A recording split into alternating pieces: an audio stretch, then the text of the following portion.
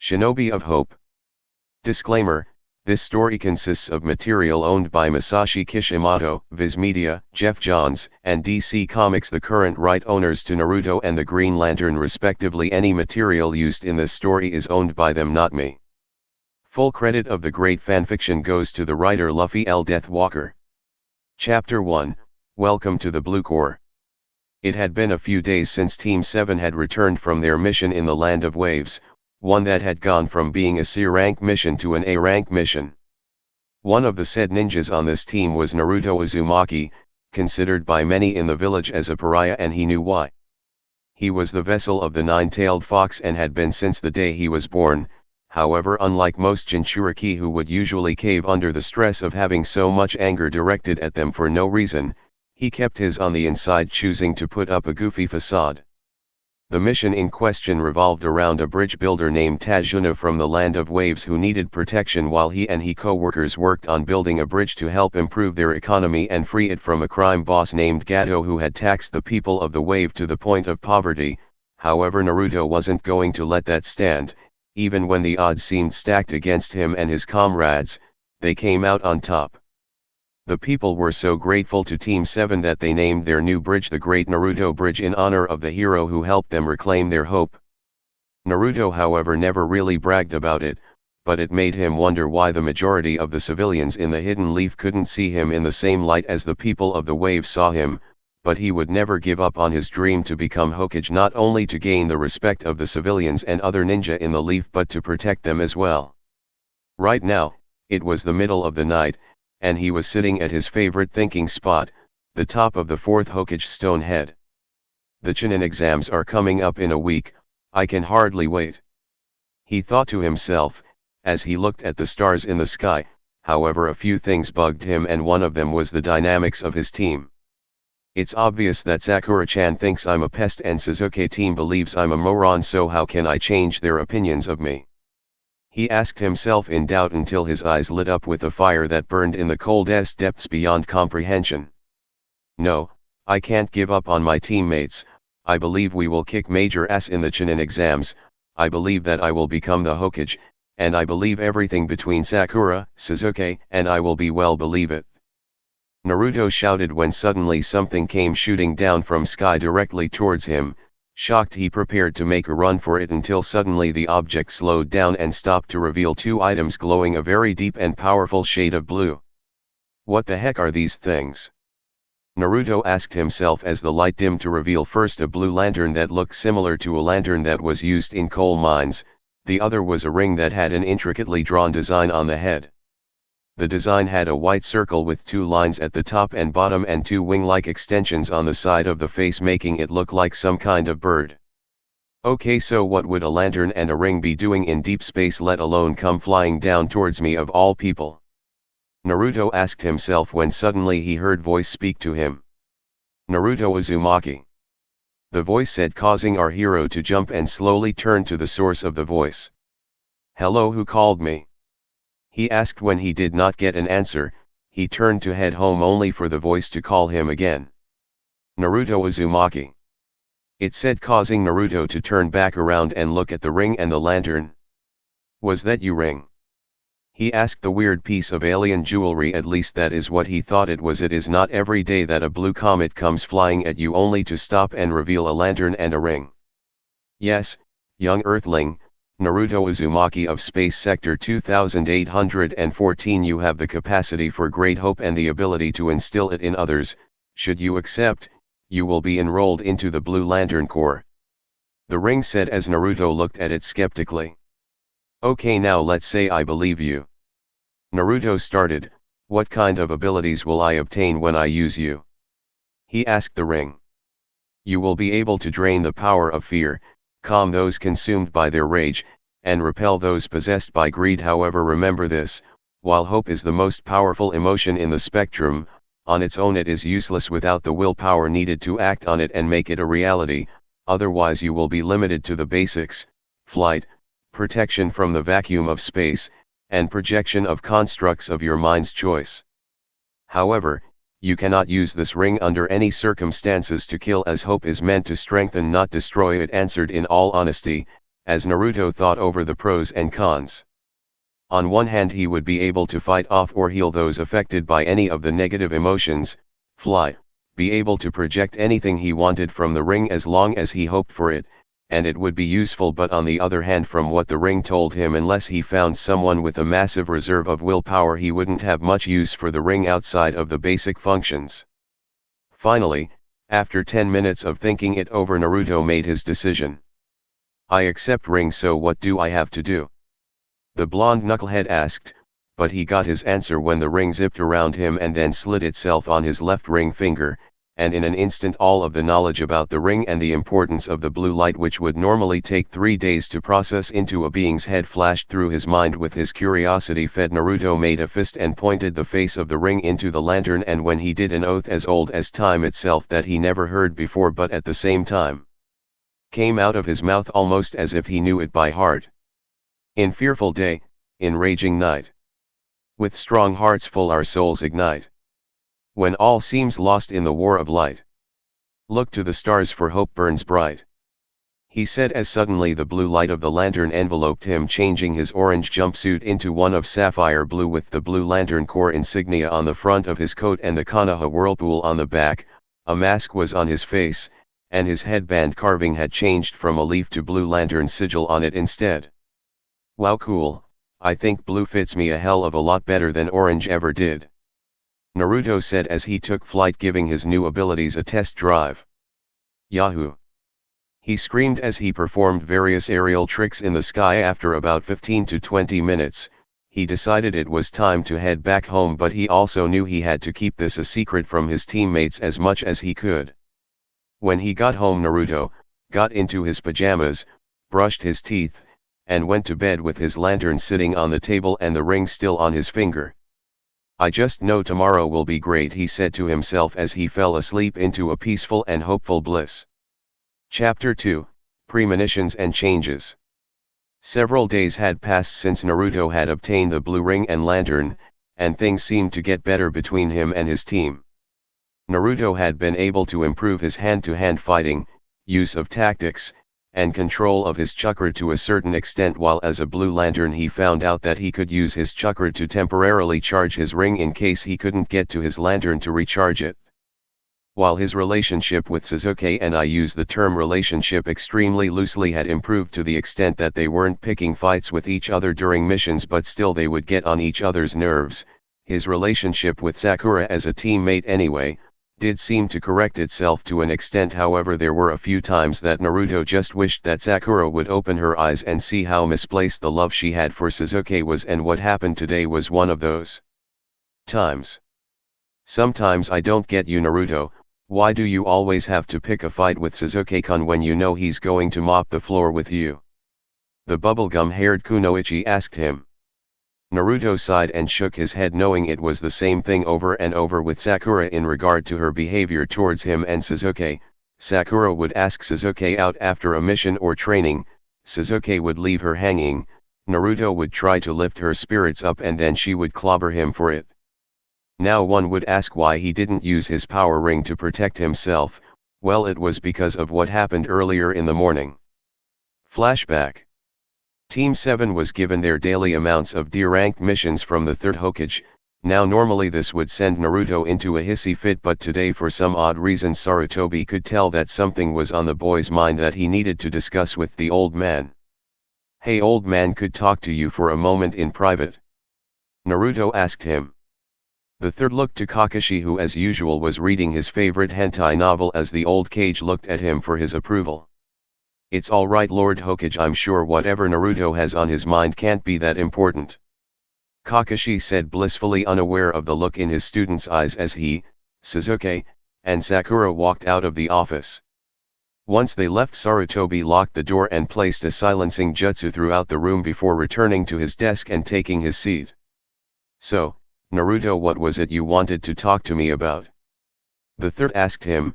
So reluctantly Naruto reached into his coat pocket and pulled out his power ring, which caused Hiruzen's eyebrow to rise slightly before Naruto slipped the ring on his finger. Then Naruto reached into thin air with his eyes closed when suddenly a hole in the space-time continuum appeared, which caused the old Kage's eyes to widen as Naruto pulled out the lantern, held his ring hand out towards the lantern's face and said the oath, causing the room to flash a strong glow of blue.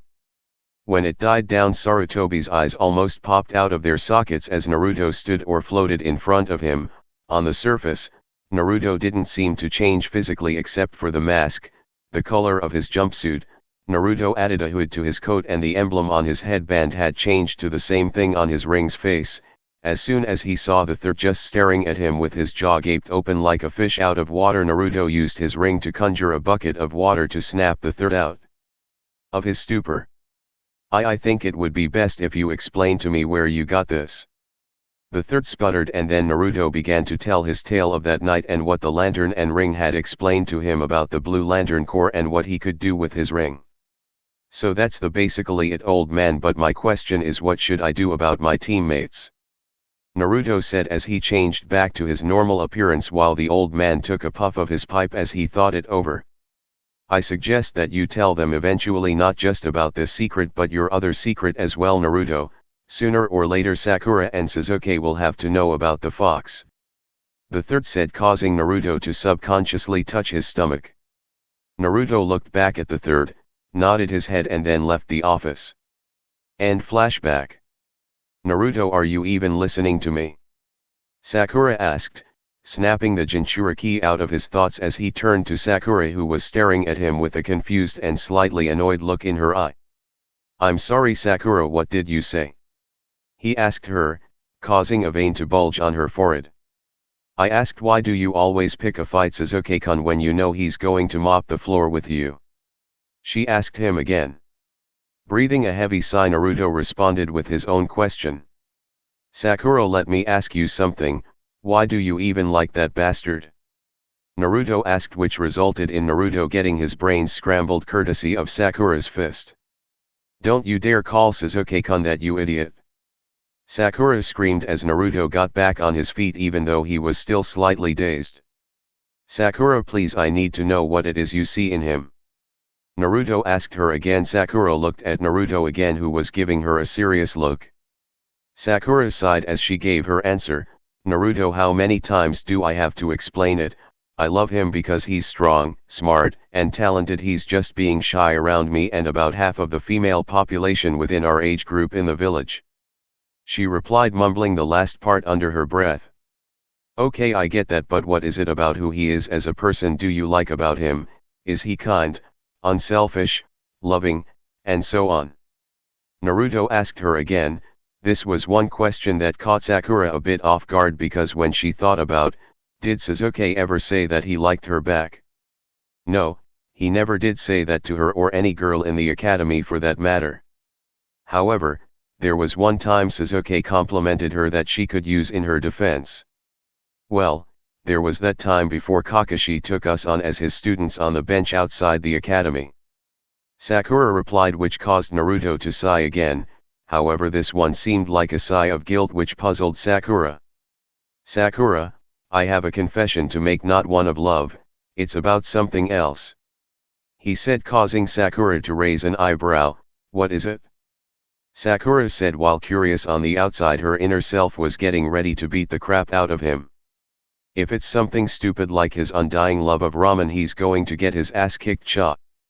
Inner Sakura exclaimed as Naruto did the transformation jutsu, and in a cloud of smoke in Naruto's place stood Sasuke, who threw Sakura for a loop, but the big reveal was just around the corner. Sakura, did he say something like, your forehead is so charming it makes me want to kiss it? Naruto asked as when he got to the line he changed his voice from his own to Sasuke's, that when he changed back to himself, he saw Sakura shaking her fists in pent-up rage. I'm sorry that I tricked you like that, Sakura, but there was no other way. You were going to talk to me back then, I had no choice. He defended himself, but it still was not enough to stop Sakura from punching him in the face. You idiot, how dare you toy with my feelings like that? Sakura screamed as she chased after Naruto, who was running for his life when the Konohamaru Corps came passing by and saw what was going on. Hey boss, what did you do to get that huge forehead Banshee mad at you this time? Konohamaru asked, which got Sakura's attention turned from Naruto to Konohamaru, Udon, and Mogi. What did you say? She roared at the trio as she chased after them with Naruto now behind her trying to stop her from killing the third's grandson and his friends until he heard Konohamaru cry out in fear. "Help!" The third's grandson screamed as he was held up in the air by a sand genin dressed in all black with face paint on him with a huge, wrapped load on his back. While behind him stood a kunoichi with 4 blonde pigtails and a huge fan strapped to her back. "Kankuro, put him down before he shows up," Tamari said, warning and pleading with her younger brother at the same time. "Relax Tamari, I'm just going to have a little fun with this runt," Kankuro replied. "Hey, you heard the girl, put him down you creep," Naruto demanded as he arrived on the scene while Tamari both scowled in anger and sighed in relief. The latter because at least someone agreed with her and the former for being called a girl instead of a woman. "Really, why should I?" the boy asked him, still holding Konohamaru with the scruff of his shirt before Naruto ran at him, jammed his fist into the larger boy's chest causing him to drop Konohamaru and Konohamaru to run back towards Udon and Mogi. "That's why if you do something like that to my friends again, I'll make sure you spend some time in jail. One other thing, tell your friend to come out of the tree," Naruto said as suddenly a red-haired boy with baggy eyes that made him look like a raccoon, wearing brown clothing, with a gourd strapped to his back appeared out of the tree, scaring the other 2 sand ninja. "Kankuro, you disgrace our village with your actions," the redhead said emotionlessly.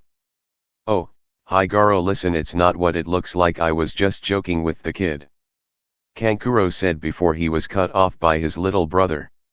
"Shut up or I'll gut you like a fish," Gaara said with that same cold stare in his eyes as he turned around and faced Naruto and Sakura.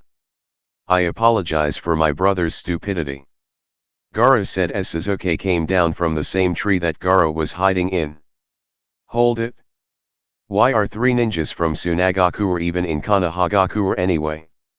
Sasuke asked as he came down from the tree branches he was hiding in, asking his question in an interrogating voice, which was explained by Tamari as she revealed their passports and explained that they were here to take part in the Chunin exams. As they turned to leave, Naruto stopped them. "Hold it, you with the gourd on your back. We never got your name, so why don't you tell us who you are?" Naruto said to the redhead. "I am Gaara of the desert, I'm curious as to who the 2 of you are," he said, pointing to Sasuke and Naruto. "I'm Naruto Uzumaki, you better remember it," Naruto said with his usual bravado while Sasuke gave his arrogant smirk. "I'm Sasuke Uchiha," he said as Gaara simply turned his head. "Naruto Uzumaki and Sasuke Uchiha, well, in that case I look forward to facing you both in the exams," he said coldly as he and his siblings left. As soon as they did, Sakura went up to Naruto. "Naruto, what you did back there was very stupid but very brave as well," she spoke. "Thanks Sakura-chan, that means a lot to me, and about what I did earlier I'm sorry," he said with the utmost sincerity in his voice. "Wow, that was so cool, boss," Konohamaru exclaimed as he and his friends ran up to Naruto in admiration. Naruto turned to the trio with a smile on his face before he turned to his view towards Sasuke. "So, Sasuke, how are you coming along with your training?" he asked the Avenger. "I am coming along just fine, which is more than I can say for you, loser," Sasuke said with that same arrogant smirk on his face before he turned and left. Naruto then turned around hoping to find Sakura behind him, but instead she ran off after Sasuke, hoping to finally get a yes for an answer to the obvious date question, which caused Naruto to sigh. "She just asking for me to prove her right, isn't she?" he asked himself as he left and headed to one of the training grounds to practice more with his power ring, but before doing so, he used the shadow clone jutsu to create a clone of himself in his normal attire and have it check on Sakura. Meanwhile, Sasuke was on his way home, but every once in a while, he would turn around and notice Sakura was still following him. However, instead of that lovesick puppy look in her eyes she got whenever she was around him, this time he saw a more conflicted and curious look in her jade orbs. "What do you want, Sakura?" Sasuke asked in a very irritated tone of voice as he turned to face her. "Sasuke, I want to know something. What do you really think of me, not as a teammate but as a person?" she asked him with a small flicker of hope in her eyes that Naruto was wrong about who Sasuke was as a person. however Sasuke just had to prove Naruto right. "You want to know what I think about you as a person?" Sasuke asked with a glare on his face which scared Sakura as she nodded. "Listen carefully because this is the last time I'll tell you." He said to her that he decided now would be a good time to get one pest out of many off his back. "I'll be blunt, Sakura, to me you're my teammate, but that's it, nothing more and nothing less. I don't like you in the way you like me, that is only a dream of who and what you believe me to be, not who or what I really am. Maybe if you decided to train more often instead of sprucing yourself up like a show dog, then maybe I would consider, but now our relationship in my eyes is professional only, get it?" Sasuke asked as he looked at Sakura, whose eyes threatened to burst at the seams with tears. "Yes, Sasuke, I got it loud and clear," Sakura said with a pained look on her face. "Good, now if you'll excuse me, I'm going home to train for the exams," Sasuke said as he headed towards his family's compound, all the while ignoring Sakura as she let the tears fall from her eyes before she took off in the opposite direction. Heartbroken and stricken with grief in her heart, Sakura soon ran into the clone Naruto had sent to check on her. "Sakura-chan, are you okay?" he asked her. Looking in front of her, she saw Naruto standing there with a concerned look in his eye. "I'm fine, Naruto," she said, but even a clone of Naruto would know she was lying. "Sakura, please don't try to lie to me," the clone said with a serious tone in his voice. "What happened?" he asked again, and this time she explained what happened between her and Sasuke, all the while she cried her eyes out in his coat, staining it with her tears. Once Sakura had calmed herself down, the clone then walked her back to her house and said his goodbyes to his teammate. The clone then turned around the corner and popped out of existence, and the information then uploaded itself into Naruto's brain. Sighing in disappointment at how Sasuke had talked to their teammate, he decided that he was going to give the Uchiha brat a piece of his mind. "Sasuke, why would you say that to her?" he asked himself as he went home, had a cup of instant ramen, took a long hot bath, brushed his teeth, put his pajamas on and went to bed. "Well, tomorrow the exams begin, but I can't help but feel that something's bound to go wrong, but whatever it is I'll beat who or whatever comes at me. I believe all will be well in the end," Naruto thought to himself as he drifted off to sleep, unaware that in the confines of deep space something was heading towards his village, or rather 3 or 4 items. They were rings and lanterns, each of differing colors, all of which were looking for a new master to wield them. Thanks for listening. I do hope that you enjoyed this episode. If you want the next part of the video, please like and subscribe. Also be sure to leave a comment and turn on the bell notification.